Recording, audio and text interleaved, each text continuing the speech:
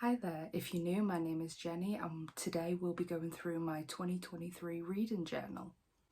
I've seen so much inspiration online on TikTok, so I decided that this year I will be creating my own.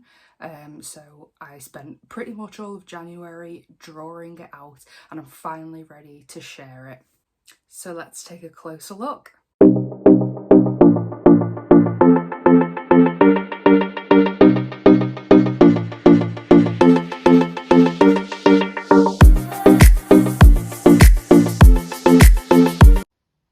So here we are, here is my 2023 reading journal. It's a standard A5 dotted journal that I just bought online. I've got a little sticker here to say read more books. Here is my title page, Reader's Journal 2023, and then we come over to little inspirational writers quotes and my 2023 goals. So overall I gave myself the goal to read 72 books this year, which averages about 6 a month, which I'm already smashing, so really happy with that and just hope I can keep it up for the rest of the year. Then my other goal was to reach 1,000 TikTok followers, and I have already achieved that, so I don't quite know what to set myself as a goal from now on, so that's interesting. I might fill that up in these two blank spaces.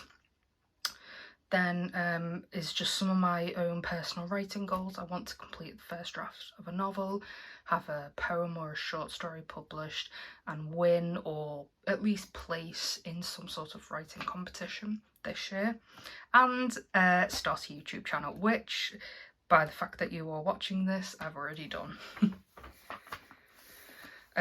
So here is my rating reference, and then I've just done like bookshelf spread, and that basically goes across 3 pages. It's the exact same spread on them all.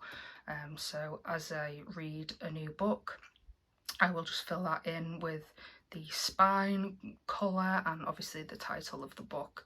I think in total this gives me 100 books to fill in, so if I go over that, I don't quite know what to do after that, but we'll see. And then here is my alphabet challenge. You can see I've provisionally filled in all of these in pencil of just what I've put on my list to read this year, and obviously the ones that I've already read or have already been filled in pen. But some of these might change, the ones in pencil, so I obviously didn't want to fill it in too quickly.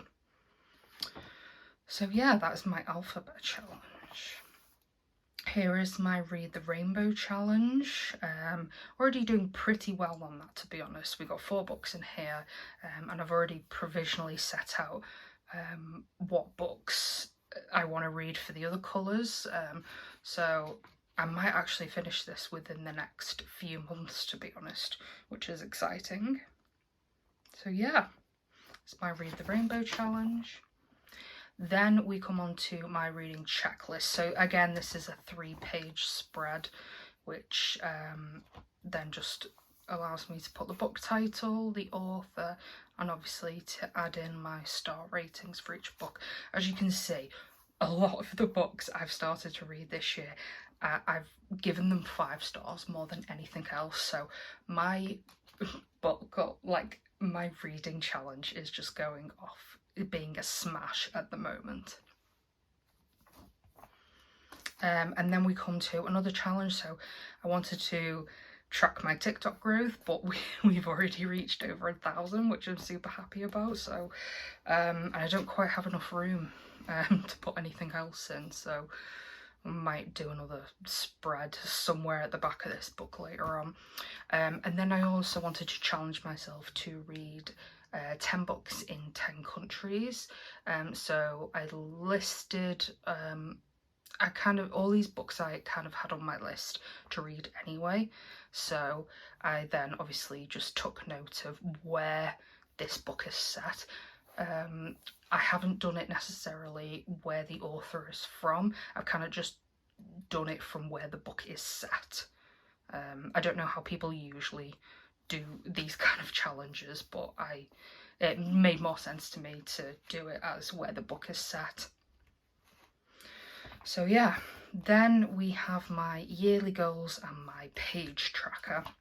I don't quite know the page count yet for all of the books that I read in January. I need to figure that out, like to the number, what that is, but I've already rated 7 books 5 stars, then 3 books 4 stars, and 1 book 3 and 2 stars, and no books 1 star, so that's getting off to a good start for the year, I think.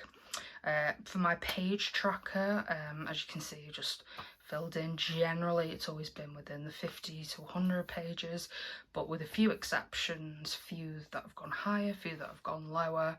And then some, like when I was reading the graphic novels, have gone really high, like here.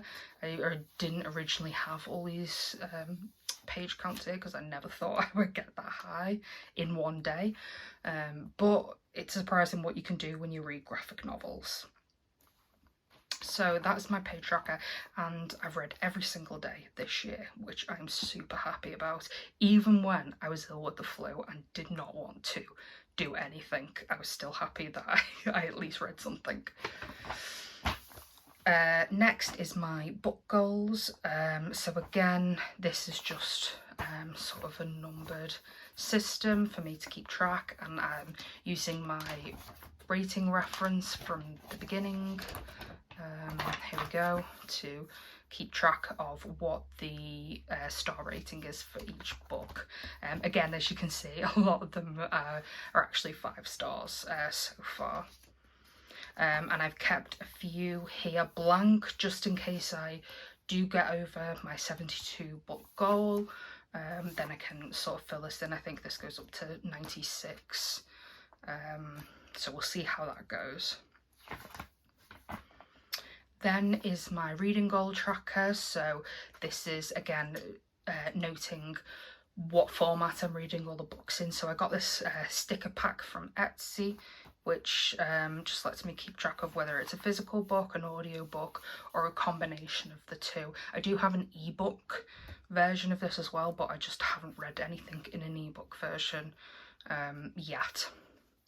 So yeah, mainly I do tend to read with a physical copy and an audiobook copy, just because it helps me stay concentrated and read for longer periods of time. I really enjoy that. And then here we have my genre tracker and the days I finished a book. So obviously my genre tracker, I've just put some of the main ones down here. As you can see, I'm a big romance reader, so romance is gonna be probably a big one for me this year, but I definitely wanted to branch out and start reading other genres, and I'm already doing pretty well on that. So yeah, there's definitely going to be more coloured in on these side of things in the coming months. And the days I finished a book, that's just really interesting for me to know, like when I managed to finish reading books for, on what day. And I've noticed definitely in February, like it tends to be kind of on the same day, January and February, where I'm finishing reading a book. So it's just really interesting to keep track of that for the year. Next is my pre-orders. Now this is really blank. I do have a lot of books I've pre-ordered, but I haven't written them all in here yet. I'm not quite sure if I want this set up to be the same. I don't know if I quite like it, the numbers being outside of the box, whether it should be in the box, but there's not quite enough room for me to write titles, so I'm still trying to decide what the best format is for this one. But I do love that I've done kind of like a rainbow system here, because you know me, I love my rainbow. Yeah, so that's my pre-order section. This will be filled in because I have pre-ordered a lot of books this year. My yearly top 10 and my yearly worst 6, I think that's very self-explanatory. And obviously I can't fill any of this in until the end of the year, so it's just page spread blank at the moment. So book of the year spread as well. Obviously to get to what is going to be the final book. We're not quite out of February yet, but I'm on virtually my last book of the year, and I can already tell that it's not going to be the favourite book. So I've already put in my January favourite and my February favourite, because I am like 99.999% sure it is going to be Carrie Soto's Back for February. I've absolutely loved that book. So yeah, that's my book of the year spread. Then is my 5-star reads. So I only did a 2-page spread for this because I highly underestimated how many books I was going to love. I mean, we're not even done with month 2, and look how far we've got onto page 1 of how many books I've rated 5 stars. So yeah, I might need to create a few other pages at the back of this book to fill up the spaces, because I imagine there's going to be probably a lot more books I've rated 5 stars than this. Then we have my genre reading challenge and my Through the Ages reading challenge. So I've already been able to tick off a few things here. So I've already read books set in the 90s, 70s and 2010s. A lot of my books in the future. I imagine I should be able to fill up the rest of these. I'm hoping so. If there are any blanks, I might see if there's anything else I can fit in, but yeah. And then my genre reading challenge, again, I've been able to tick off a few things: science fiction, fantasy, young adult and romance. So yeah. And my book bingo has been going very well as well. Might have made this a bit too tame because it seems to be going a lot easier than I thought it would. But yeah, there's still a few things to tick off for book bingo. Here is my Goodreads year in review. Again, this is just a spread that I can't fill out to the end of the year, but we'll get some numbers and some book covers in here when the year is up.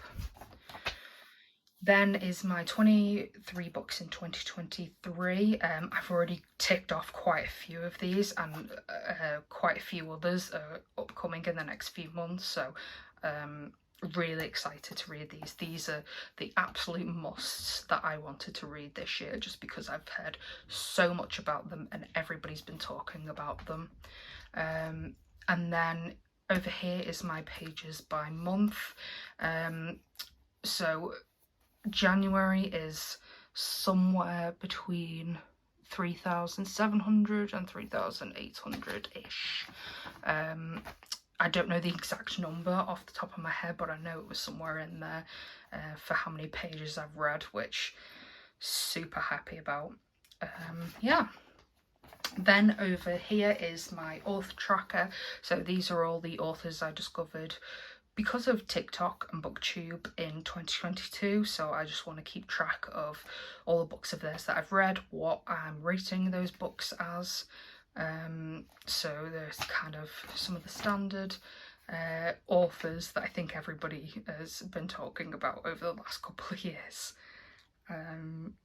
Yeah, and I've still got some space here as well to add in any other authors I want to keep track of as well. And then we come over to January and my monthly goals. So I did really well with books in January. I read 12 books, chapters, publications and prizes, just all my sort of writing goals, anything that I've submitted work to, and anything, any more chapters that I've written of my novel, which haven't gone too well, but it's only the beginning of the year, so we'll see how the rest of it goes. Then is my books to read. So apparently I missed a book cover here. This was supposed to be November 9 by Colleen Hoover, so I need to print that out and add that in. But yeah, essentially, so I'm keeping track of the dates that I read them between, the star rating, and then the spice rating too, which is something I wanted to keep track of. And here is my February front cover page as well. So far, up till now, I've read 4 books. I am on projection to read 9 books, so we'll see how that goes by the end of the month. But again, not doing so well on the writing side of things, but maybe I can get that number up by the end of the month. So yeah, started to read some other books. Every book this month I've read has been 5 stars, which is very interesting. I hope that trend continues because it's been a very successful year for me so far. I've really enjoyed everything I've been reading. So yeah, that is my 2023 reading journal. That is everything. So obviously there'll be more spreads as the months go on, but that is generally pretty much everything. So yeah, I hope you liked it. Thank you so much for watching this video. I hope you enjoyed it. Please comment down below what your favourite spread was. Remember to like this video and subscribe to me for more book related content in the future. Bye!